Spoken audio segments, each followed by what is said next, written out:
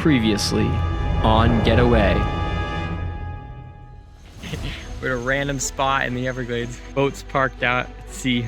Oh man, I don't know if you can see it. I'm in this dinky little fucking boat. Technical difficulties. That's the last of the land. Goodbye, land. Goodbye.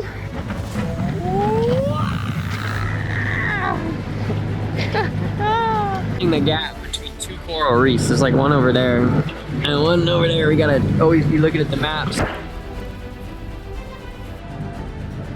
Cool. That's fucking cool. What are we, like 20 hours into sailing? I think everyone's just about ready to be done. Let's do the update. One of our battery banks is dead. The fridge and freezer is dead. His cell phone and charger is dead. The mast line that holds the fucking mast on is broken, ripped mid-sail. But we are in the Bahamas.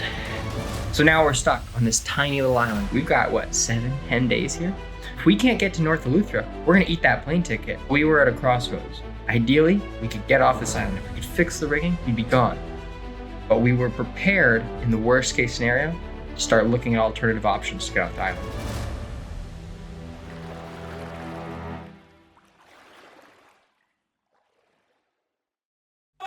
Batman, son.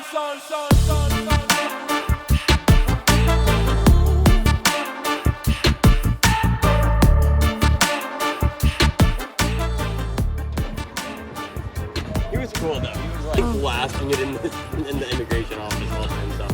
Yeah, he's okay. I see what they mean about sea legs.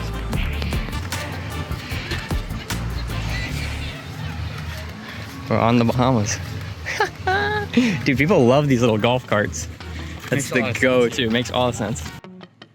Okay, so if you didn't see the last episode, we're now stranded in the Bahamas. We don't have a working boat because our shroud line's broken and our blower's acting up. We need to find a wireless phone charger and get our captain's phone charged. But to be honest, in the meantime, with our fridge and freezer being broken, we're just hungry. Let's get some food.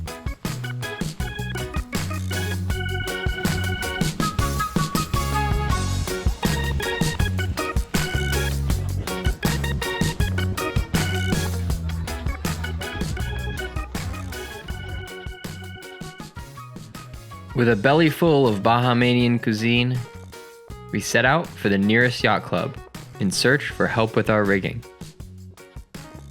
And now, let's talk about rigging. On a sailing boat, the shrouds are the piece of standing rigging which holds the mast up from side to side. And you can see here where the shroud lines connect to the deck. And apparently ours were rusted out because on the crossing,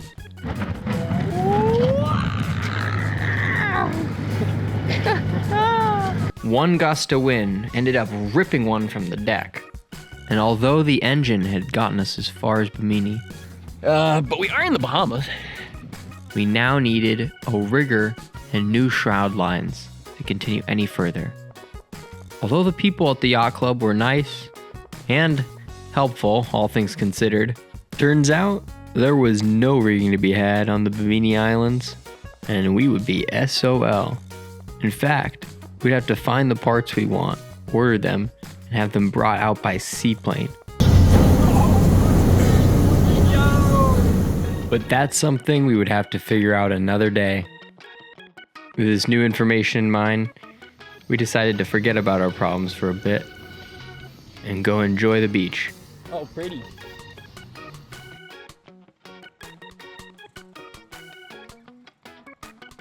Oh, ain't that paradise? That looks about like this. Some of that coconut? Yeah. Coconut. Uh-oh. Check this shit out. I don't know if you can see our little sailboat. Ah, holy shit.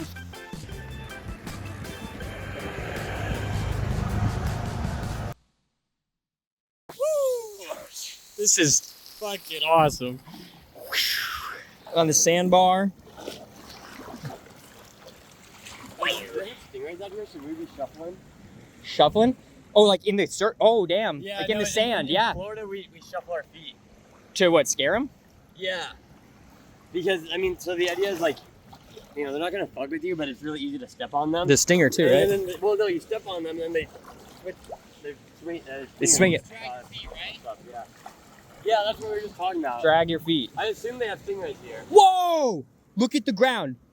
When a wave comes, it like rips up the sand in like such a way I've never. Look at the sand behind it. You see all those like little micro explosions? Yeah, you can actually see it. That's fascinating. Like, look at you can see the surface tension in the water. It's so clear. How beautiful. Whee.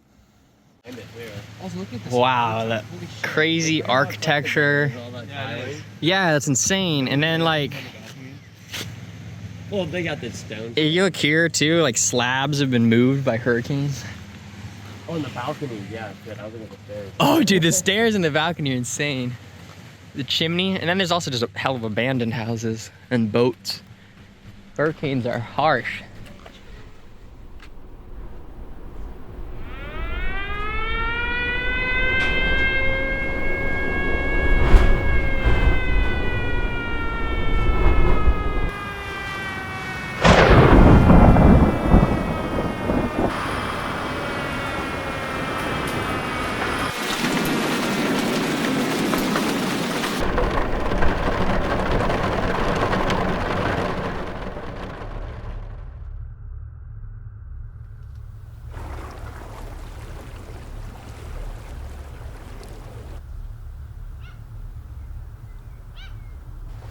I think there's a common misconception that an island life is an easy life. But with an all too classic cosmic irony, paradise can quickly become hell. In the last 24 years alone, the Bahamas has faced 18 hurricanes. Burdened by their very existence on the island, like Sisyphus, they rebuild after the rising tide, only to see the tide rise again. But each time they rebuild, something is lost. More resources are imported, and more is swallowed by the sea. The islands in the Bahamas are not fit for the ever-elusive permanence that modern civilization works so hard to uphold. Instead, they require a delicate balance that puts on full display the destructive power of time. It's an ecosystem that cannot and will not ever self-sufficiently sustain the excess we have grown to expect. In many ways, this makes these islands a metaphor for our experience on our planet as a whole. It seems ignorant to build for the future when you know that permanence is an illusion. Why build for tomorrow when change is inevitable? When a hurricane could come and reset your progress? When you know the boulder will just roll back down the hill? But one must imagine Sisyphus happy.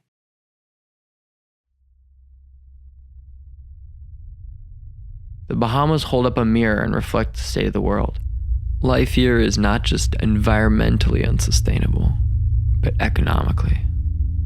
There's a clear, distasteful, and ever-present wealth divide, mirrored so undeniably by decay and destruction. For us that have resources to opt in and out of island life, it's paradise. For those who are born here, it can be a prison. This divide is clear from space. This is North Bimini, the island we're on. This is a section which is a gated community, seemingly straight out of Florida.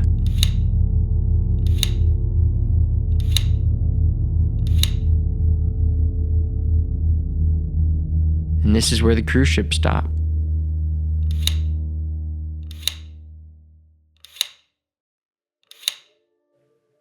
And just south, outside the gates of this cookie-cutter suburban hellhole, you'll find the real Bahamas and its people.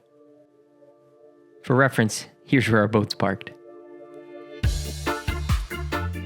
So, instead of building an integrated economic ecosystem where small businesses compete to maximize the quality of the experience for the consumer, we've got this manufactured hellhole that haunts me in my dreams at night.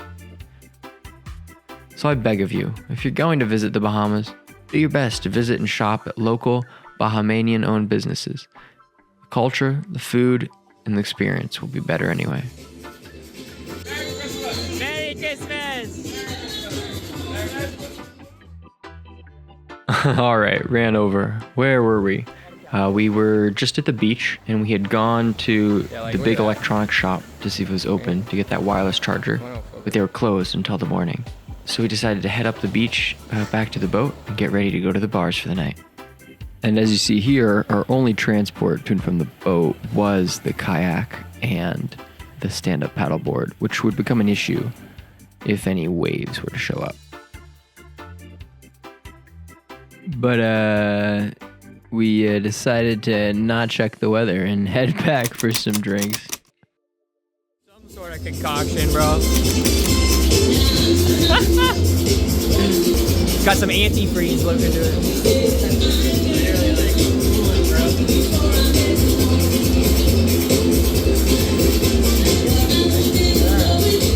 Hey, boss. Merry Christmas! And a Happy New Year! That's yummy. Yeah. That's good. Woo!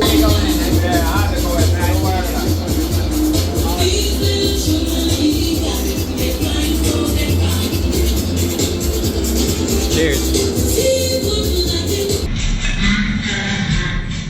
But wait, hold up. What is that white liquid that he's got in that cup? Well, my friends, that is gin milk. And here's Hank to explain that story. We just got to the bar, each had our first beer, and we noticed that the bartender was drinking, this white cocktail. And I thought it was like a pina colada or something, like something tropical. We're in the Bahamas. When we ask what it is, the bartender goes, "Oh, it's gin milk." And we're like, "What?" Like, we didn't hear you right. He says, "No, it's gin milk." And I think Liam goes, "If that's gin milk, I will buy him one right now." So he goes back and we watch him pour in. We'll take a normal tumbler, put ice in it, well gin. It has to be well gin. And then half and half, just like that. And we get it. And he says, probably the most alcoholic thing I've ever heard, which is, "Oh, this is good because it's got no sugar, so you can just drink it all day and you'll be fine." So we tried it, and honestly, first sip, it's kind of like floral. It's just from the gin, like juniperness. It's like floral. It doesn't taste like much, not so bad. But as you drink it, it's just like curdles in your mouth almost, and just gets really nasty as you go on. It waters down, like watery milk taste. Not good. Probably the worst cocktail I've ever had at a bar. Humans have been combining stuff with alcohol for forever, for all of human history, and not once has gin milk become a popular drink. Not once. So did some reading on gin milk here, and turns out it was a really popular drink. Punch, the humble gin and milk, typically enjoyed warm, was so popular in Dickensian London it could be breakfast. I just thought that was really neat. But anyway, while we were drinking our gin milk and our beers and enjoying ourselves, a big storm rolled through and decided to flood the island. Oh, it's pouring out there, dude. It's like a river. We gotta get back to the boat. The whole island's flooding out. Another freaking adventure. Yeah. We can't get some break, bro.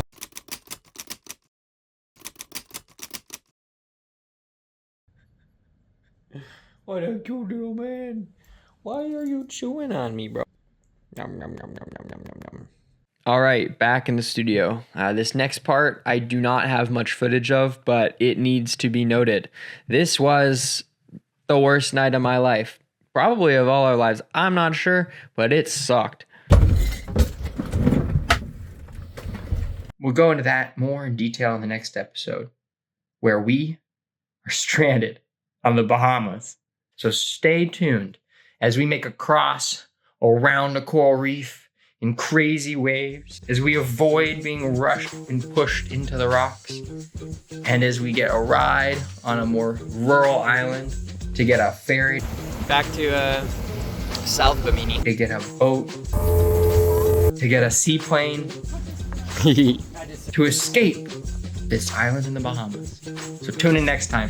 If you're watching this far, thanks so much for sticking around. If you can, just support me, comment, like, share, and hopefully we can get to the point where we can get monetized, so at least I can get a little bit of money back for all this time I'm putting into it. But it's really more for you and for me to just enjoy the process of this visual diary. So anyway, thanks for watching. Take care. Bye. Thanks for journeying with us, it's been a thrill. But before you head off, let's seal the deal. If you're digging the vibes, don't just flee. Like, subscribe, and join our old family.